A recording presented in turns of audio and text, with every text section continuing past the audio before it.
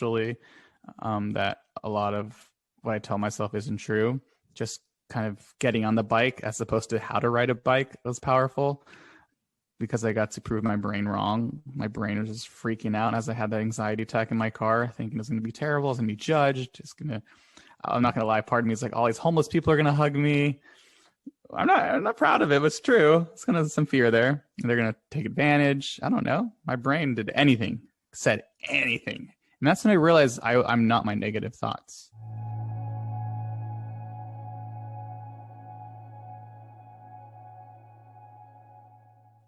Hey guys, welcome back to Normalize The Conversation. Today I'm here with special guest Jeremy Greene. He is a mindset coach and host of the Social Ninja podcast.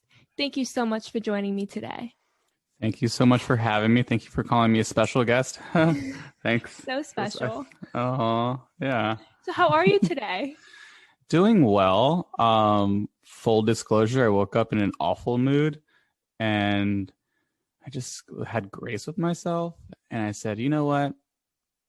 I'm going to do my morning routine. I got to do it because every time I do my morning routine, I always feel better. So it's a non-negotiable.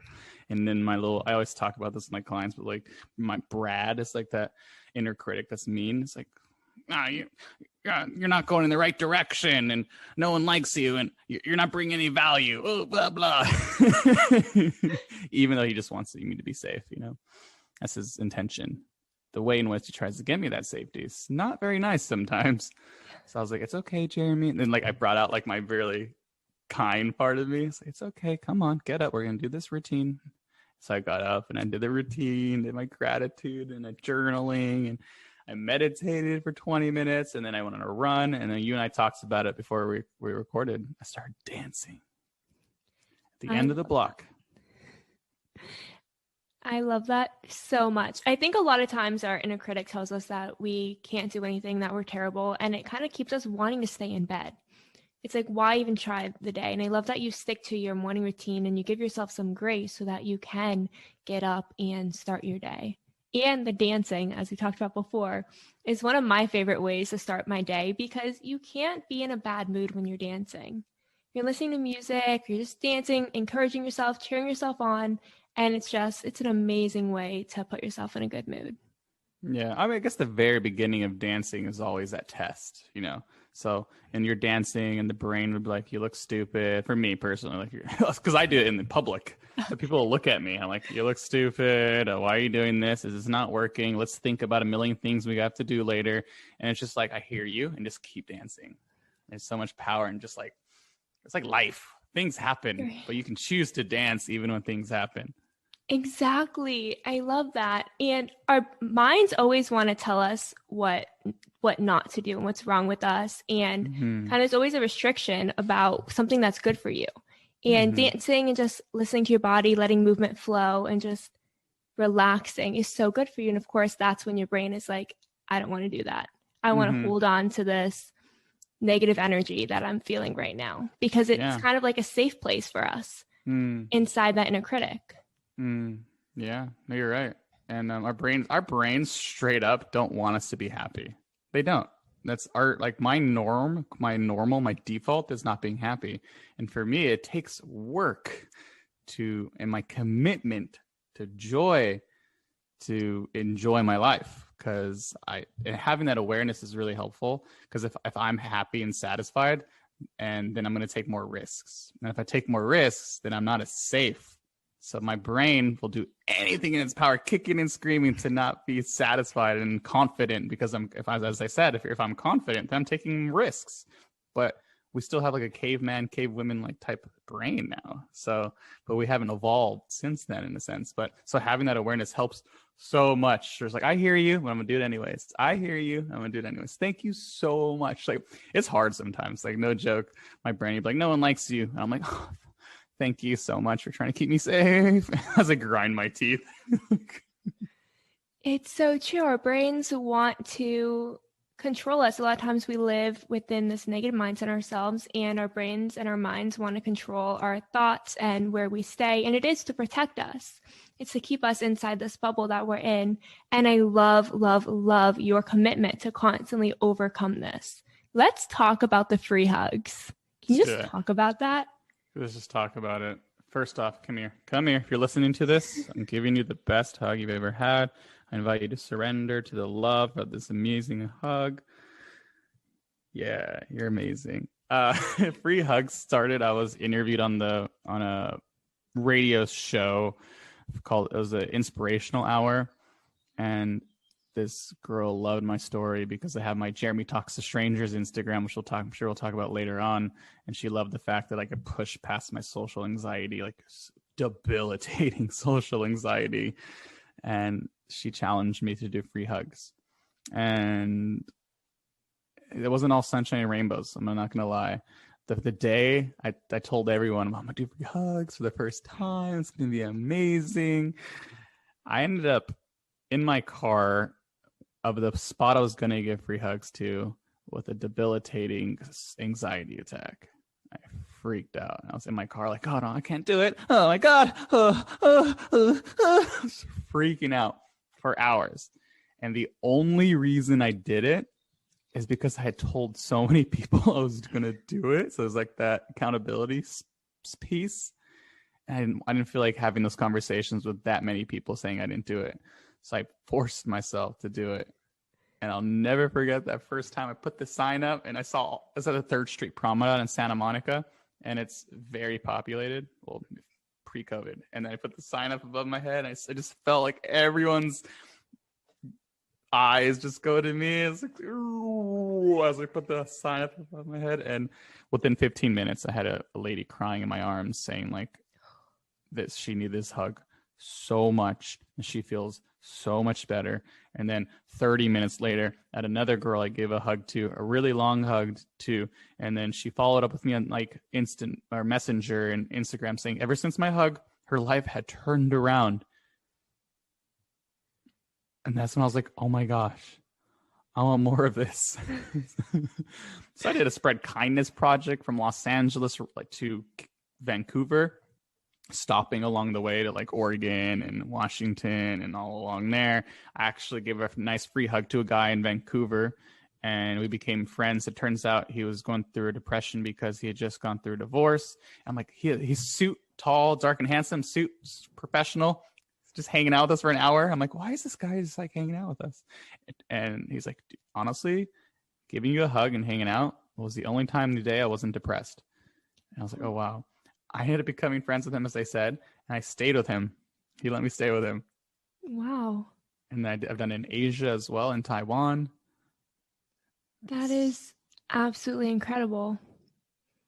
Thank you. What was that like? You said you had debilitating social anxiety and you were having this massive panic attack right before. Mm-hmm. What was that moment like when you got out of the car and you put the sign up over your head? Tell me about that moment. Oh, it's so scary. It was just tied to so many stories that I had told myself for so many years, from being bullied in middle school and being a punching bag for my oldest brother. And there was a piece where I had it where I don't deserve to be seen, or I was scared to be seen. And so there was that part in play, and just being okay being judged, even though I know intellectually if anyone judges me, it has never to do with me. It's a projection. So like, I always say the way people treat you is a little better than they treat themselves. So very true. It was scary to like have all those eyes on me and just be seen by that many people. There was like 100 people, and people were like, I was the center of attention. It was so scary, and people judged me, absolutely. And what I realized is the people who stopped, 100% of the people who gave me a hug and stopped to chat were the most incredible people ever. And that's when I realized I had to go through those people that aren't in alignment. I had to get those failures in and put myself out there in order to find the people who I want in my life. Exactly. And what did that moment do for your social anxiety? Do you think it really helped you overcome it at all? Yeah, I think it just, even though I know, because I've done a lot of transformational facilitation trainings. I know intellectually that a lot of what I tell myself isn't true.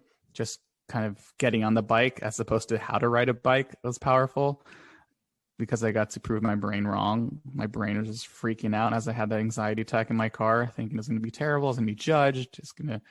I'm not going to lie. Part of me is like, all these homeless people are going to hug me. I'm not proud of it, but it's true. It's kind of some fear there. They're going to take advantage. I don't know. My brain did anything, said anything. And that's when I realized I'm not my negative thoughts. Exactly. And I think people have negative thoughts and they freak out. Exactly. So many of us want to do so many things, and we have so many goals, so many plans. And when we're younger, it's so much easier to envision ourselves doing it. And as we get older, these negative thoughts really start to creep in our brains and have control over us. And we think we are those negative thoughts. Yes. We think that we're not enough, that we're not pretty enough, that we're not skinny enough, that we're not this enough or that enough. And we truly think we are what our negative thoughts are telling us, but we aren't. And the minute we choose to say, okay, I hear what you're saying, but I'm going to try it anyways, it really changes something. Yeah. Yeah. I hear what you're saying, and I'm going to try it anyways. Ooh, exactly. Thank you so much. Just thinking it is a powerful one. And it's true. I see it often. So many people internalize. I did this. I do this a lot, where I'll internalize my negative thoughts as reality. And it's about separating yourself from those thoughts. And for me, one of them is instead of like, I'm not good enough, it's I have the thought that I'm not good enough. Yeah. Or I notice that I have the thought that I'm not good enough. So it's separating yourself from those thoughts that don't serve you into becoming like who you want to show up in the world, like how you want to show up in the world. Is this thought true? If no one likes you, hold on. Francesca, do you like me? I love you. Boom. It's not true. Exactly. And it's a lot of our negative thoughts are things we could easily disprove. We can easily turn it around. It's just if we take a moment to say, okay, again, I hear what you're saying, but this is why you're wrong. And it's naming it too. I do it with my clients. I was like, let's name your negative thought. What's its name? I love that. What's your negative thought's name? Let's name it right now. Yeah, you. Ooh, yeah, I like it. Let's go. You don't want to pick the wrong name. Doesn't matter. You can always change it. Gina. Gina's like, Francesca, no one likes you. You're not doing enough. I mean, what does Gina say to you? Oh, that I'm not enough. Thanks, Gina. I hear you, girl. Come on. But deep down, Gina wants you to be safe. And then there's another part of you. What's the super supportive side of you called? Brianna. Brianna's like, you're doing the best you can. Everyone likes you. You're bringing value everywhere you go. You're confident. You're doing the best you can. And Gina's like, no, you're not. It's like the angel and devil on your shoulder. But they're not a devil. That's the thing. Like turning our inner critic into an ally is very important. So it's like, all right, Gina, what do you really want? And then it's like, Gina, when Gina says those things, what does she want? For you, she wants you to be safe. So it's like allowing her to feel that safety. Like, do you notice, like, what are you doing to give me that safety? I'm saying names. Is that peaceful? No. So I love you and I appreciate you for trying to keep me safe, and I want to continue giving you attention. However, if you're going to say those mean things, I'm just going to ignore you. Instead, like, hey, are you open to maybe changing the ways you give me that peace? Because I'm down to give you more attention. I want to work with you. I love that. That's a different way of looking at your inner critic. Such a powerful way to do it. A lot of people reject their inner critic. I did this a lot. I still sometimes do it. And that's okay as well. It's forgiving myself when it happens because it's normal. So it's about, a lot of people, as I said, people like to reject their inner critic. And what does it do? Gina's like, I'm going to speak louder because, Francesca's not listening to me.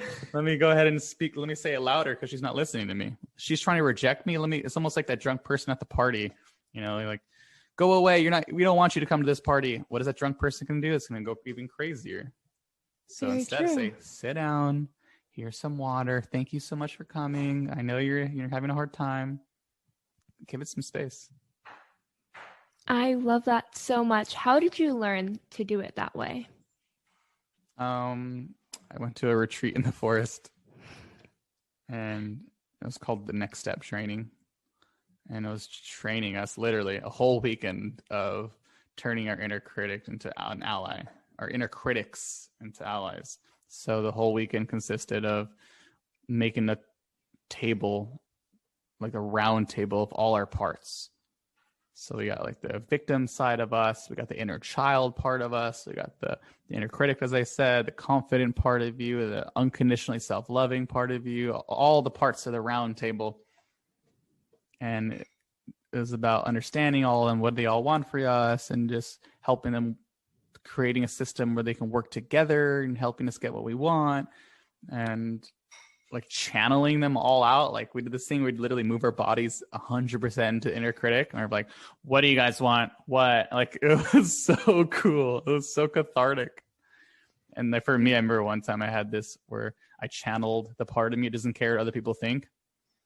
And there's this guy earlier in the meeting, like picking his nose, and I didn't say anything because I didn't want to like hurt his feelings. But because I was committing to like being my don't care what people think, I was like, and this guy picking his nose earlier, what is he doing? I just said all the things I was scared to say and not be a people pleaser.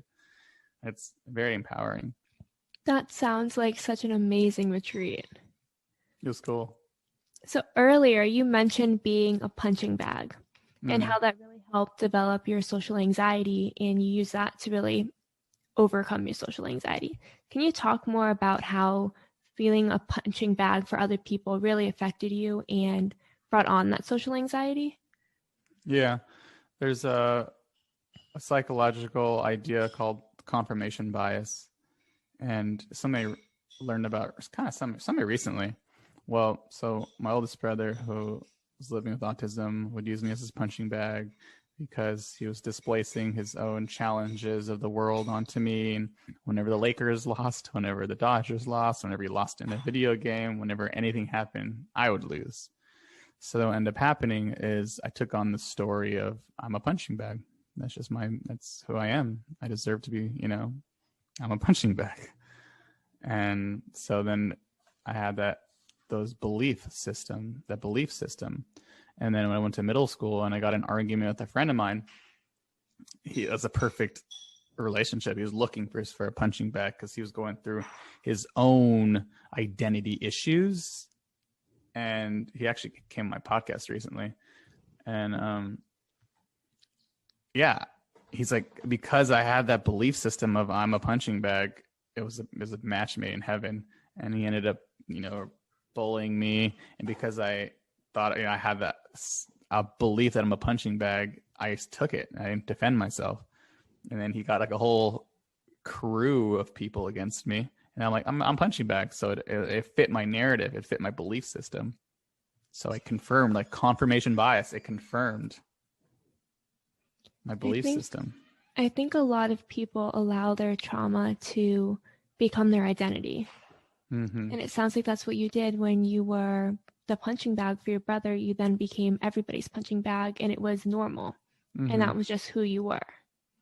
So how did you overcome that? Good questions. Combination of things. From, like I said, all the different exposure therapy, social challenges that I've done, interviewing celebrities in red carpet, 10-day meditation retreat where I couldn't talk for 10 days and I meditated 11 hours a day, going to men's meetings for the last almost 4 years now. And in the beginning, I was going for 2 times a week, which is quite the commitment. It's like 3 hours each meeting. So I was going to meetings for 6 hours a week and processing the trauma, like really feeling the trauma. Because for me, it's like in my subconscious, I have a carpet and trauma happens and I just dust it under the rug pretend like it's not there. And I keep doing that. And I keep doing that. And what ends up happening is I take it out in places in my life it doesn't belong. Like, have you ever been so mean to someone or been angry with someone and you're like, wait, it's not even that big of a deal. Why am I being so mean to this person? It's because it's a mask. It's actually that part of you that you're not processing coming out in other areas. I didn't realize that. Yeah, displacement. And so I went head on. Like, our brains don't want to go head on. It wants to keep us happy and safe, right? I guess safe. So I went head on with it, and I really felt the anger at a meeting. The story is I had a second date planned with a girl, and she flaked on me. And I was so angry, and it made no sense logically because I actually wasn't into her. So, but like, why am I so angry? I'm not even into her. This makes no sense. And then I want to process, why am I so angry at this girl? Because it doesn't make sense. I didn't realize till after that anger I had for her was actually a mask of the anger I had for my bully 20 years prior. Wow. So then I really felt the anger for the first time in 20 years because I was so scared of my anger. Like, we label our emotions in our society these days as bad. Or like, anger is bad, sadness is bad. So I finally felt the anger all out, screaming. Like, I really felt it. It was because I had someone processing it, and I was feeling it and yelling, screaming. And then I always say, like a champagne bottle, I start tearing up, like, just crying and crying and crying. And this is just sadness and pain that I've been holding on to for 20 years, Francesca. Wow. And then like, what's that story? I'm like, good enough. This and that. I said all the stories that I took on from that trauma. And as I let it out, they're like, what do you want to put in this space? It's like, I'm loved and seen by the people around me. I am loved. I am a gift to this world. I am on the right path. And I just put out all the positive stories that I want to put in its space. And I anchored it. I put my hand in that area of my body because your body holds on to this stuff. And a lot of people try to think their way outside of trauma, which makes no sense because the trauma is in your body, not in your head. Exactly. So I put those new stories in its space, and I kept saying, and they had me look at all the guys in the group, saying it to them over and over as I'm in tears. They're in tears. And then they put up a mirror, and I said it to myself, like, you are a gift to this world. You're seen and loved by the people around you, and you're an inspiration. I love that so much. That must have been really overwhelming at first, and were you afraid to release that anger, terrified to react in front of so many people and to show them your vulnerability? Terrified. My brain conditioned me to see it as a weakness. As I'm screaming and yelling, my brain's like, oh, they're judging the crap out of you, because that's how I was programmed. But and I was crying all my tears out. Like, oh, they're all judging you. And I look around, everyone's in tears, and everyone afterwards is like, I'm so inspired by your work. I was like, what? Really? Wow. But I'll never forget that first time, that night, when I took that first breath after letting it all out and replacing it with the new stories. I took that first breath, and I was like, and that's when it was a really pivotal moment in my life where I realized to not be scared of my emotions.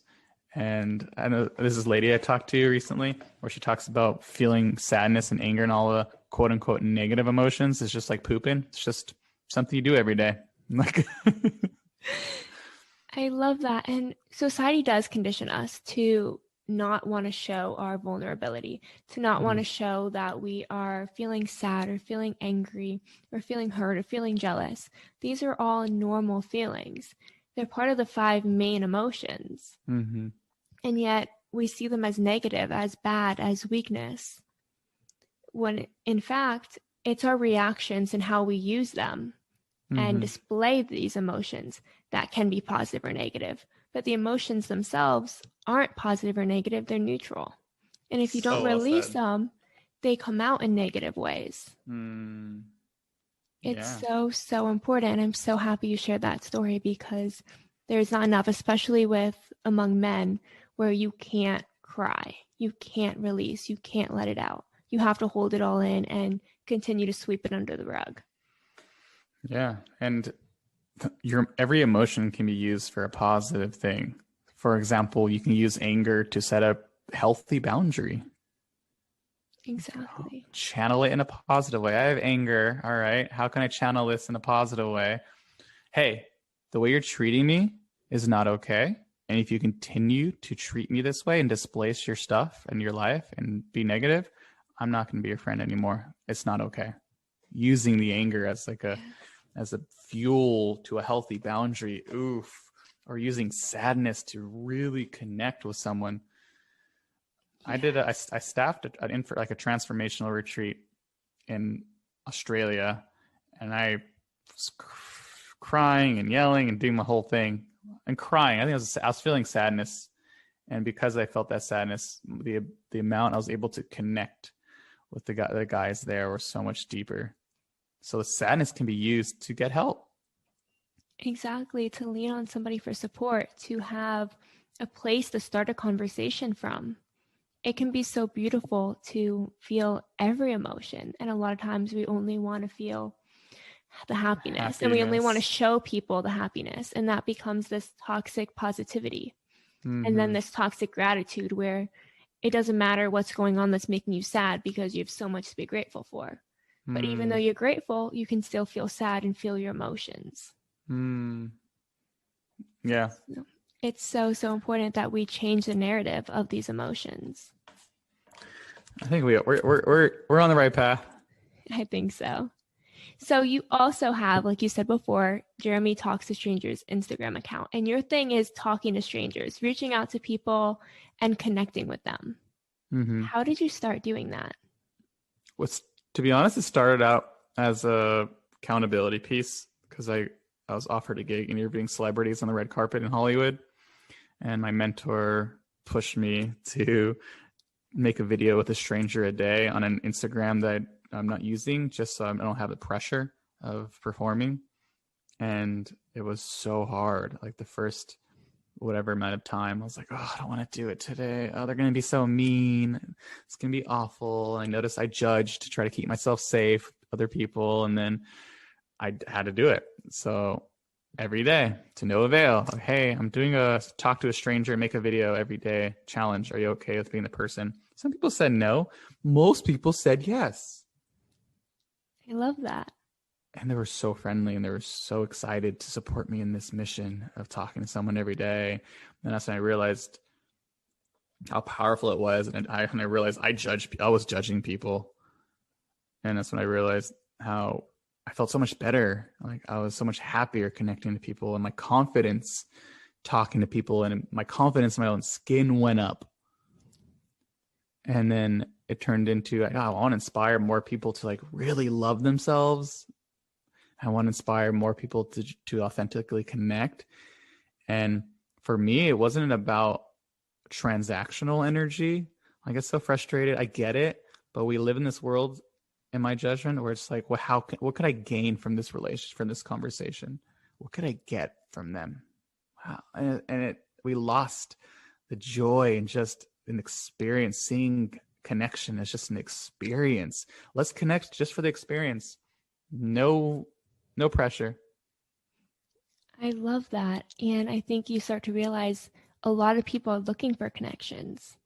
A lot of people are. And we judge ourselves more than others judge us. And a lot of times our insecurities and our fears that people aren't going to like us and want to talk to us are really only inside our heads. And other people are so excited to have these conversations while at the same time feeling that same insecurity. Are they going to like me?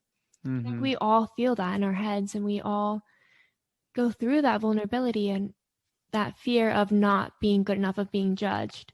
But what we judge ourselves for, other people tend not to judge us for that. We also are mean to ourselves because indirectly, like I'm being mean to myself, so other people aren't allowed to. Exactly, or it doesn't hurt as much when someone else is. Yeah.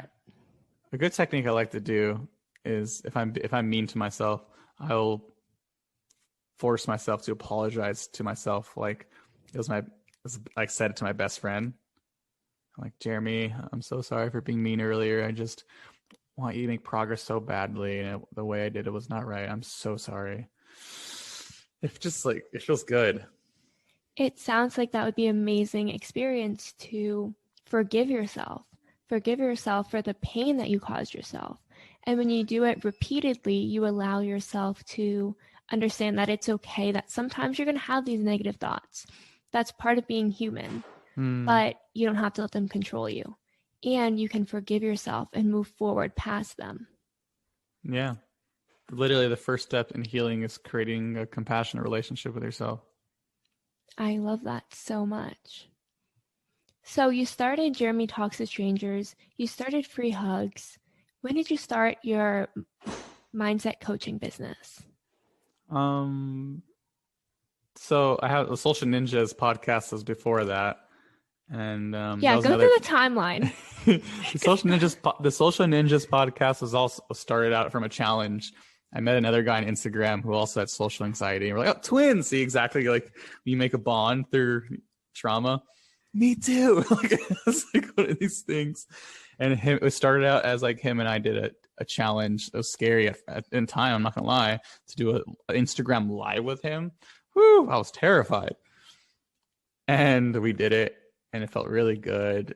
And we just saw it as a rep. Like, I always talk to my clients, I'm like, just look at it as a rep. Just do it as a rep. Let go of, results. Just do the reps. How many fails can you get in? Like, celebrate the fails. I always talk about that with my clients. It's amazing. Anyways, yeah, I did that, and they're like, let's do a podcast. We started doing a podcast, and we loved it. It was perfect because we would teach stuff like on confidence and helping people get over social anxiety and mental health and all these amazing tips and proper way to eat and stuff like that.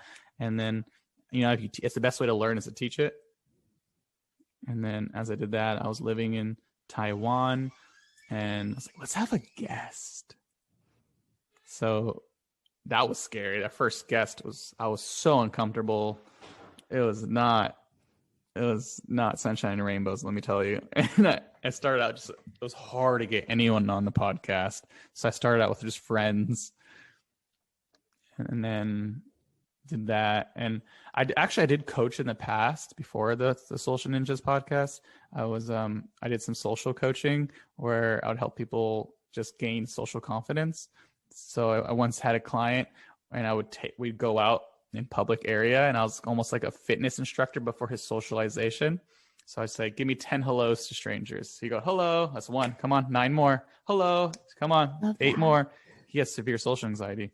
7 more. It was like going to the gym, like doing it. Oh, I don't want to do another push-up. Basically the same thing. I'm like, come on, baby, give me 7 more.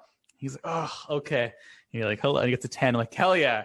And then, like, no joke, the 4th person can give him the dirtiest look, and I see him like kind of reacting. I'm like, good rep. 6 more, baby.